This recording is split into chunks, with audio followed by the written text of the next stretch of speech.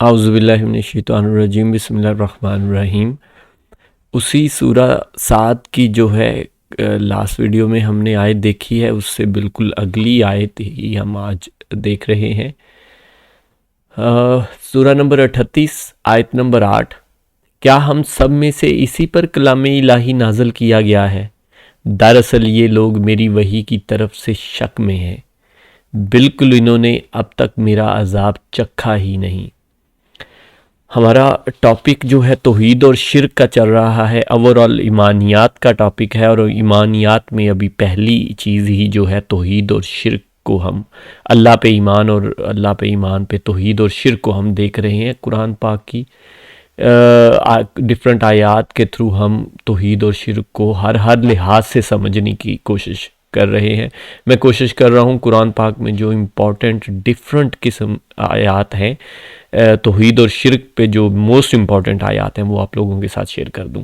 तो इसमें देखें अगेन वही बात, क्या हम सब में से इसी पर कलाम इलाही नाज़िल किया गया है? तो हम सब में से मीन्स इंसानों में से पहली बात तो ये है कि इंसान है, लेकिन ये देखें वो एतराज़ किस चीज़ पे कर रहे हैं कि एतराज़ ये कर रहे हैं कि क्या हम में से बस इसी को ही चुना गया है कि वो समझते हैं कि हम सरदार हैं और हम ये हैं वो हैं। और यहाँ पे हजूर पाक का इंसान होना मतलब वो खुद इस चीज़ को तस्लीम कर रहे हैं और कुरान पाक में आप जगह जगह ये देख सकते हैं।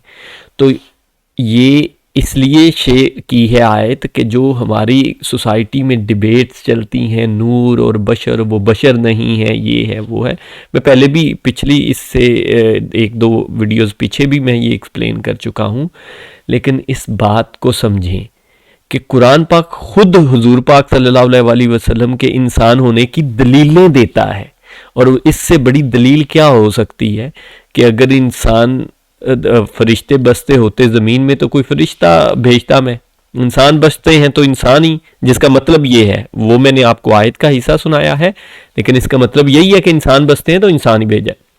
लेकिन ये देखें कि अगर लेट्स से हजूर पाक इंसान नहीं होते, कोई और मखलूक होते, तो क्या ये सबसे बड़ा उज़र नहीं हम सब पे बन जाता और एतराज़ नहीं बन जाता कि हम तो इंसान हैं, हम तो 5 वक़्त की नमाज नहीं पढ़ सकते।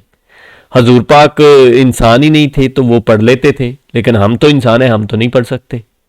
हम तो रोज़े नहीं रख सकते, इंसान तो रोज़े नहीं रख सकते, हजूर पाक सल्लल्लाहु अलैहि वसल्लम रख लेते थे। ठीक है, तो उसवाए हसना बनाना मकसद है हजूर पाक का, उसवाए हसना बनाना, उनकी सुन्नत पे अमल करवाना।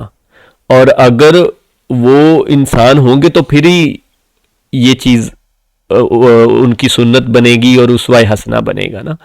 तो ये बहुत ज़रूरी है, इसलिए इधर उधर की बातों को छोड़ें, कुरान पाक को समझें, डायरेक्ट पढ़ें। आपके साथ मैं आयात शेयर कर रहा हूँ, आप खुद पढ़ें, मैं सिर्फ पॉइंट आउट कर रहा हूँ, आप खुद उसको समझें और पढ़ें। दरअसल ये लोग मेरी वही की तरफ से शक में हैं। देखें मोस्ट इंपॉर्टेंट चीज क्या है, वो वही है, वही की तरफ से शक पे है। यहां कोई मोजज़े की बात नहीं की कि भाई मैंने मोजज़े इतने भेजे हैं तो ये मोजज़े, मेरे मोजज़े देख के भी शक में है। अल्लाह का एक ही मोजज़ा है और वो हमारे पास कुरान पाक है और वही है।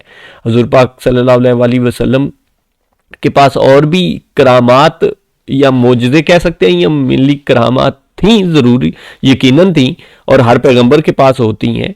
और यही मैंने एक्सप्लेन किया कि वो उनका इंसानों से दर्जा ऊपर होता है। एज अ स्पीशीज वो इंसान ही होते हैं, लेकिन इंसानों से दर्जा ऊपर का होता है और उनके पास करामात और इस तरह की चीज़ें। लेकिन मुजज़ा वो चीज़ कहलाती है जिसमें चैलेंज किया जाए, चैलेंज करके कहा जाए कि आओ मैं तुम्हें अल्लाह की तरफ से ये एक मोजज़ा दिखाता हूं और इसको देख के अल्लाह पे ईमान लाओ। जैसे कि हजरत मूसा अलैहिस्सलाम ने किया, चैलेंज किया, जैसे कि हजरत ईसा अलैहिस्सलाम के पास थे, जैसे कि मतलब और दूसरे पैगंबरों ने भी इस तरह की चीजें की। तो अल्लाह पाक इसका भी इवन बयान करते हैं कुरान पाक में कि हमने उनको मोजज़े, जब हजूर पाक सल्लल्लाहु अलैहि वसल्लम को कहते हैं कि मैं मोजज़ा नहीं दूंगा कोई भी, पहली उम्मतों को जो मोजज़े दिए थे तो क्या वो सब ईमान ले आए थे? तो वो सारे मोजज़े देख के भी लोग नहीं ईमान लाए थे। क्या हज़रत मूसा अलैहिस्सलाम पे फ़िरौन और ये सारे मोजज़े देख के ईमान ले आए थे? क्या हज़रत ईसा अलैहिस्सलाम के इतने मोजज़े कुरान में बयान हुए हैं, इंशाल्लाह हम वो भी करेंगे, इतने मोजज़े बयान हुए हैं कि परिंदों मिट्टी के परिंदे बना के फूंक मारते थे और वो जानदार बन जाते थे, मुर्दों को जिंदा किया उन्होंने, कोड़ी का मर्ज को ठीक किया। तो उन्हीं लोगों ने हज़रत ईसा अलैहिस्सलाम को सूली पे चढ़ाया और कत्ल करने की कोशिश की और सारा कुछ है। तो क्या वो ईमान ले आए थे? तो इसलिए जो मेन मोजज़ा है वो कुरान है, जिसकी वजह से तरबियत हुई, जिसकी वजह से सारा कुछ हुआ, नसीहत मिली, और वो हमारे पास आज भी मौजूद है। तो उसी से ही हमें नसीहत हासिल करनी चाहिए। अच्छा, आखिरी बात, बल्कि उन्होंने तो अब तक मेरा अजाब चखा ही नहीं, कि वो फिर अगर नहीं मानते, शक में है, तो फिर अजाब चखेंगे। जज़ाकल्लाहु खैर।